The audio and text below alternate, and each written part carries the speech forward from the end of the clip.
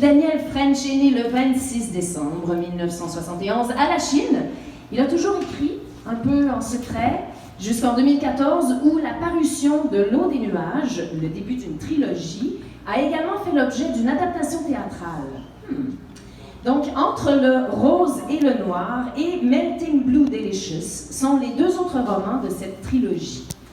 C'est avec Que Dieu te protège que Daniel French trouve un éditeur à Paris, soit Texte Guide. N'est-ce pas?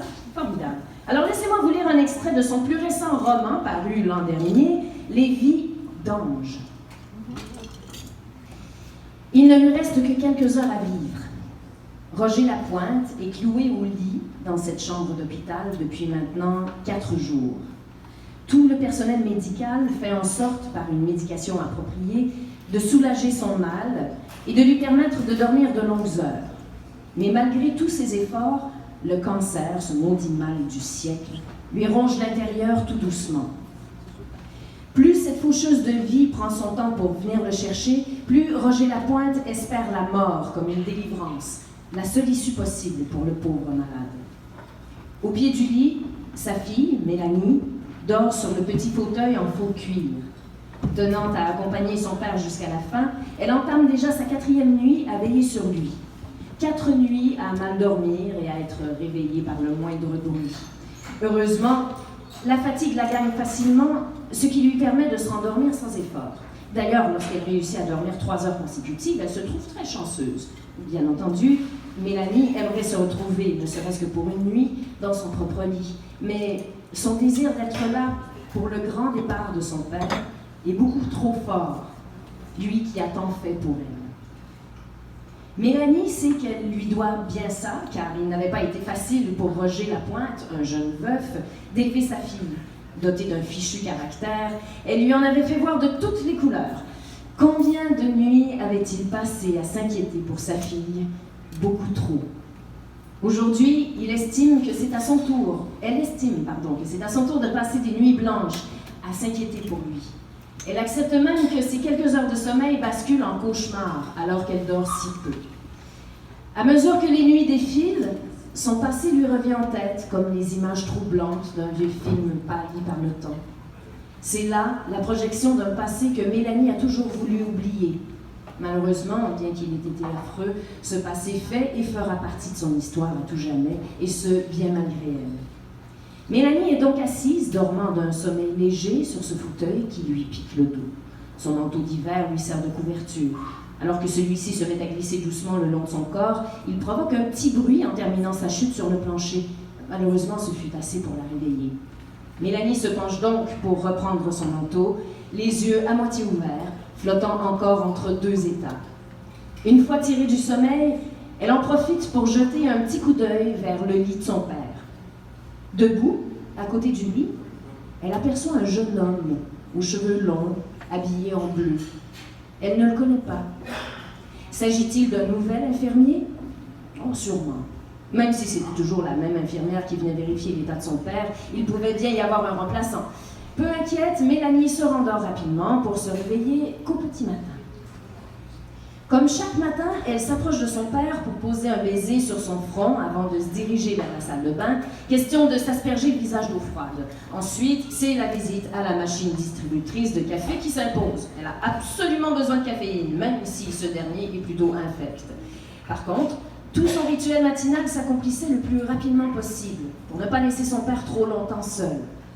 Une fois de retour dans la chambre, Mélanie retrouve Karine, l'infirmière habituelle, qui administre une injection de morphine à son père. Alors que Mélanie la salue, comme à l'habitude, elle se souvient de l'homme qu'elle avait au chevet de son père. Mélanie saute alors sur l'occasion pour lui poser quelques questions. Après tout, cet épisode lui avait paru plutôt inaccoutumé. Dites-moi, qui était l'infirmier venu voir mon père plus tôt dans la journée? Un infirmier? Oui, un jeune homme aux cheveux longs et habillé en bleu. Madame Lapointe, aucun infirmier ne travaille sur cet étage et je suis la première à voir votre père aujourd'hui. J'ai pourtant vu ce jeune homme auprès de mon père. Je vous l'assure, aucun infirmier n'est venu au chevet de votre père. Oh, oubliez ça, c'est probablement un rêve. L'infirmière lui adresse un sourire avant de quitter la chambre. Mélanie s'approche du lit de son père pour lui caresser les cheveux. Elle ne peut s'empêcher de verser quelques larmes. car la vue qui s'offre à elle, son père, dans un état des plus lamentables, est insoutenable. C'est là que les pensées se bousculent dans sa tête. Mais qu'est-ce que la mort attend pour venir le chercher? Pourquoi est-ce si long? Pourquoi je dois perdre mon père, moi qui ai tant besoin de lui? Non seulement n'a-t-elle pas de réponse, mais tout ce questionnement l'épuise et lui cause migraine par-dessus migraine.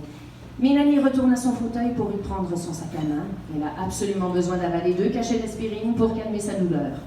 En cherchant ses comprimés, elle pense également à sa médication quotidienne qu'elle était sur le point d'oublier. Elle prend alors le tout avec un verre d'eau venant du pichet que Karine, l'infirmière, lui apporte chaque matin. Alors, mais qui est cet homme aux cheveux longs habillé en bleu? Pas obligé de le dire. Oh, je pourrais bien le dire. Oui? Oh, oui. C'est qui? C'est un ange accompagnateur. Oh! C'est un ange qui accompagne les mourants C'est durant vrai? les 30 derniers jours de leur vie et qui les accompagne au propre paradis. Ah, Et voilà. dans le roman, on va connaître sa vie Oui. de son époque où il était vivant, soit à Montréal en 1885. OK, OK. Dites-moi, cher Daniel French, en quoi le thème de l'homosexualité est-il important dans votre œuvre? Ben, tout d'abord, j'aime parler de ce que je connais. Donc, je suis gay, j'en parle. Oui. Et il y a aussi le fait que j'ai vécu quelque chose d'assez étrange en 2014, peu après la sortie de mon premier roman, L'eau des nuages, Oui. qui m'a encouragé en fait de continuer à écrire sur le sujet des LGBT. OK. On avait fait un article sur moi dans le journal de la ville, moi je demeure à Montréal-Est, à côté de Pointe-aux-Trembles. Bon, il y avait un article qui parlait de mon roman, que ça parlait d'une histoire d'amour entre 2 hommes qui ont 20 ans de différence, avec ma photo, tout. Et quelques jours après l'apparition du journal, il y a une femme qui me reconnaît. Là, elle m'accroche, elle dit « Excuse-moi, c'est toi là, que j'ai vu dans le journal? » Oui. La femme me crache au visage. Elle me dit vous devriez avoir honte, vous faites la promotion de l'homosexualité. Oh, OK. Mais ça m'a encouragé à écrire plus. J'étais comme ah ouais, je fais la promotion de l'homosexualité, ben, je vais en écrire des romans LGBT. Acheter un livre, acheter un autre, gratuitement. Oui. C'est ça ma promotion. Ben, c'est une très bonne raison, je trouve. Le thème de la mort est également très présent dans vos romans. Pouvez-vous nous expliquer un peu pourquoi? Oh mon Dieu, je suis tellement là. C'était quelqu'un de déprimé. Non, non. Ben, en fait, j'ai peur de la mort. OK. C'est comme une façon pour moi de. Je sais pas. Pas ventiler, je dirais plus apprivoiser cette peur-là. Ouais. De rendre ça doux et beau, surtout dans le roman Les Vidanges, que Ouais. c'est la vie de plusieurs gens qu'on va suivre avec leur destin, leur mort, tragique ou douce, peu importe, mais que c'est quelque chose de beau par la suite. Même si je suis athée, ça c'est le côté un peu weird de ma personnalité. Mais j'ai essayé de. Ouais, c'est ça. C'est une façon d'apprivoiser cette crainte-là. Oui, oui, OK. Intéressant. Et est-ce que vous croyez aux anges? Non. C'est plate comme réponse. Mais qu'est-ce qui vous amène alors à écrire justement avec un ange quand même accompagnateur? Ben, c'est quelque chose qui m'était venu en tête il y a environ une vingtaine d'années, qui était resté dans mon petit tiroir dans la tête. Oui. C'était quelque chose que je ne savais pas comment développer. Je voulais parler du passé versus le présent pour montrer qu'il y avait malgré tout des similitudes entre les deux. Et la rencontre d'un ange qui va raconter sa vie de vivant en 1885 à mon personnage Mélanie, qui elle est vivante aujourd'hui, qui elle aussi va raconter sa vie. On peut voir des similitudes malgré les époques. Ouais, je comprends bien. Intéressant.